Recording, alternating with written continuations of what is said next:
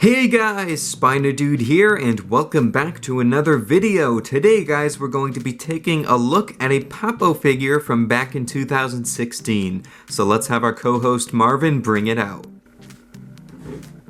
Thank you, Marvin. Alright guys, so today we're going to be taking a look at this. It is the 2016 Papo Feathered Velociraptor. Now I've had this guy in my collection for over a year now, but I just haven't gotten around to doing the video for it until now. I picked this guy up at my local science shop A to Z Science and Learning Store in Northampton, Massachusetts. But if you're unable to visit there and want to get this figure for yourself, I highly recommend going to www.everythingdinosaur.com. So without further ado guys, why don't we dive straight into the review. Before we take a closer look at the figure, here are a few quick facts about Velociraptor itself. Velociraptor mongoliensis means speedy thief. It was a species of dromaeosaur that lived in the Cretaceous period of what is now Asia. Velociraptor was a fairly small predator at about 6 feet long and was equipped with a sharp sickle claw on each foot. A fossil of a Protoceratops and a Velociraptor locked in battle was discovered in 1971 and suggests the raptor used this specialized talon to stab at the herbivore's neck. Fossil evidence also shows that Velociraptor had a covering of feathers on its body, particularly shown in the forelimbs, which sported bird-like wings. These feathers would have provided insulation, allowing the animal to preserve a high metabolism, which is crucial for an agile and active hunter. So without further ado guys, let's start taking a closer look at this awesome feathered carnivore. Alright guys, so here is the 2016 Papo Feathered Velociraptor. Now like I said in the beginning of the video, I've had this figure for quite a long time.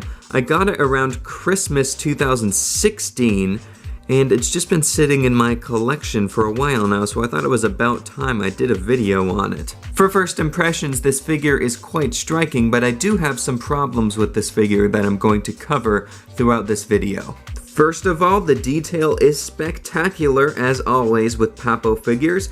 You can see that the feathers are carved out incredibly well into the sculpt. They look almost lifelike, and the feathers have a nice natural flow to them throughout the sculpt as well, which feels very naturalistic, and you can see that the feathers in the sculpt are sort of drooping downwards on the animal's thighs there. The arms on this dromaeosaurid are fully feathered with beautifully detailed wings, as you can see. The primary and secondary feathers are present in the sculpt and so forth. And the wings are correctly attached to the hands as well. You can see that the feathers are connected to the second finger on this raptor's hands, which is scientifically correct. I do have a problem with the wings here though, and it's that the feathers are significantly smaller than what they should be. If you're going to put wings on a feathered dinosaur figure like this Velociraptor here, I would have preferred if there were actual full wings with longer feathers coming down off of the arm, rather than just a fan of shorter feathers connecting from the shoulder all the way down to the animal's hands. I think this is definitely better than having no wings at all,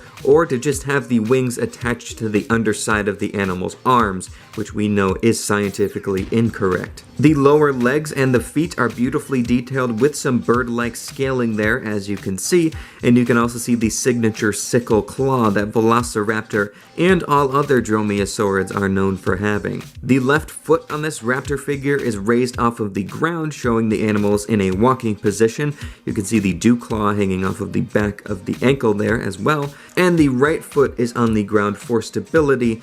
And my nitpick with this is that the back of the foot is sort of squared off, so this foot looks much fatter than the left foot on the raptor. The tail is nicely done as well and ends in a small plume of feathers, which have a nice mix of colors and almost look like a tribal headdress in my opinion. I do have a couple problems with the tail here, and first of all, it's that this plume of feathers is very small in comparison to the whole animal. I would have preferred if maybe it was larger, or the feathers continued all the way down the sides of the tail. Also, the posing of the tail on this figure is inaccurate.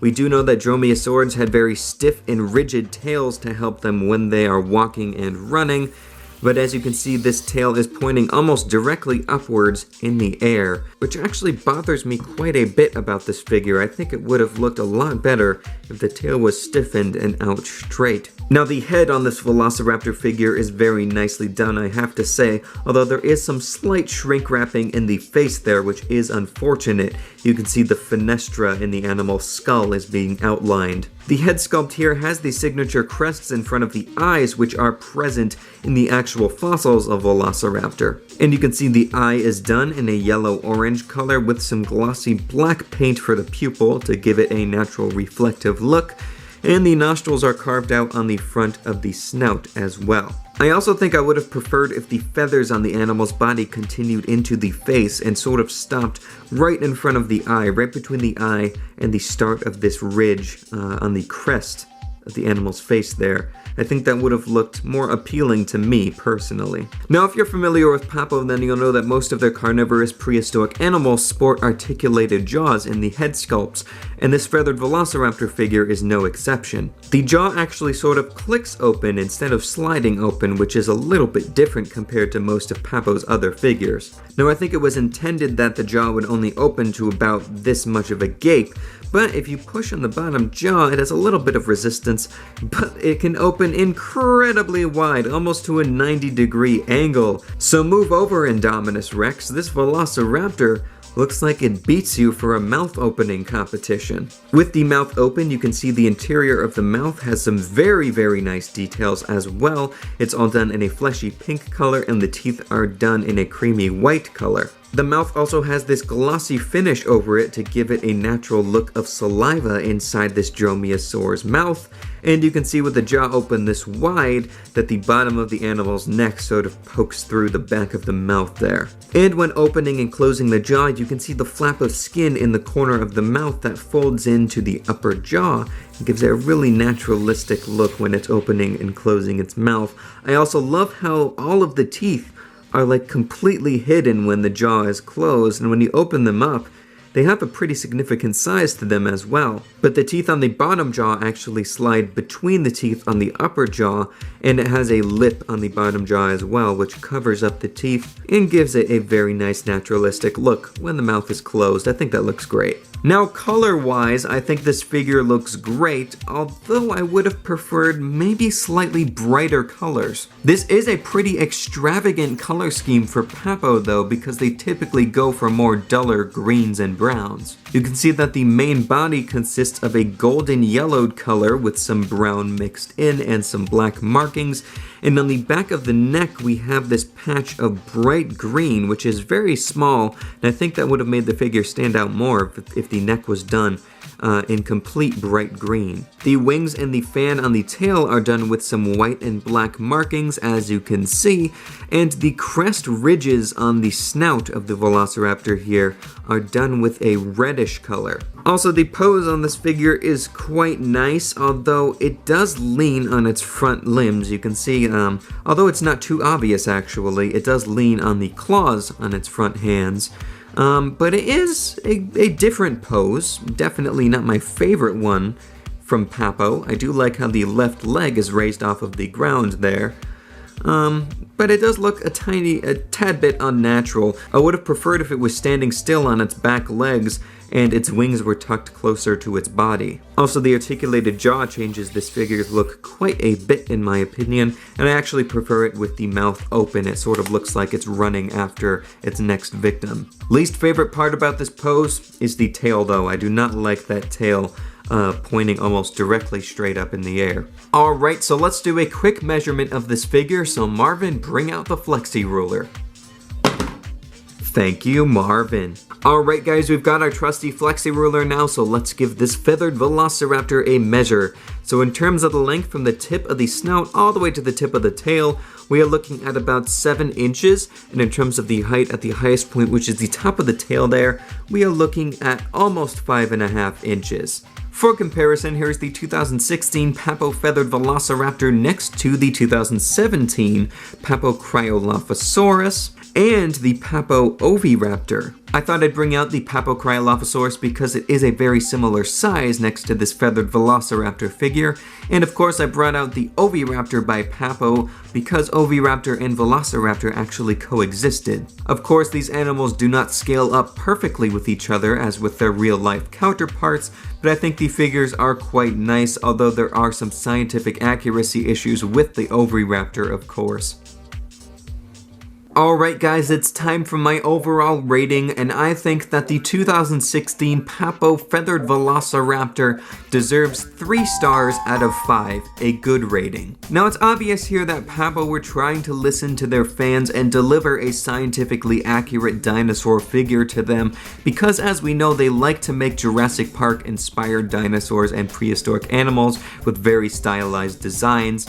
And I think that this figure is still very nice. The detail is stunning overall, but there are just a lot of issues with it for what they were aiming for. I was considering giving this figure a 2-star mediocre rating, but I think it deserves 3 stars just for its overall appearance, and it does look quite nice next to Papo's other stylized prehistoric animal figures. Now of course, my nitpicks on this figure consist mostly of scientific inaccuracies because Papo were aiming for a scientifically accurate Velociraptor here, but they didn't hit the nail quite on the head yet. First of all, the wings are not fully feathered, they are very short. I would have preferred if the wings were larger. Second, the tail should be out straight and stiff, and I would have preferred if the plume of feathers were larger on the end of the tail, or if the feathers continued all the way down the sides of the tail. Also, the overall feathering on the body feels a little bit sparse overall. I would have preferred a fluffier raptor. The colors on this figure are a little bit more dull. I would have preferred more of a vibrant color scheme,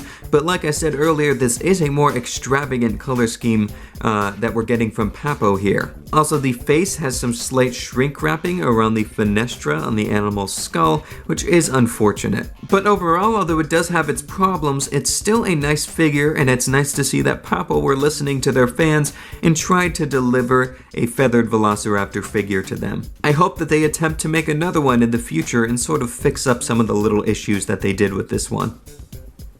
Well, there we go guys, that was today's look at the 2016 Papo Feathered Velociraptor. Although this figure does have its problems with scientific accuracy, I still think it is a very nice piece, and the detail from Papo here is stunning as always. If you guys want to get this figure, I got mine at A to Z Science and Learning Store in Northampton, Massachusetts, but if you are unable to visit there, I highly recommend going to www.everythingdinosaur.com for great service and fast shipping. So anyway guys, I hope you have enjoyed this video. If you did, leave a like down below and subscribe to the channel. Also leave a comment telling me what you think of this Velociraptor figure. So thank you so much guys for watching, and as always I will see you in my next video. Take care, and bye bye.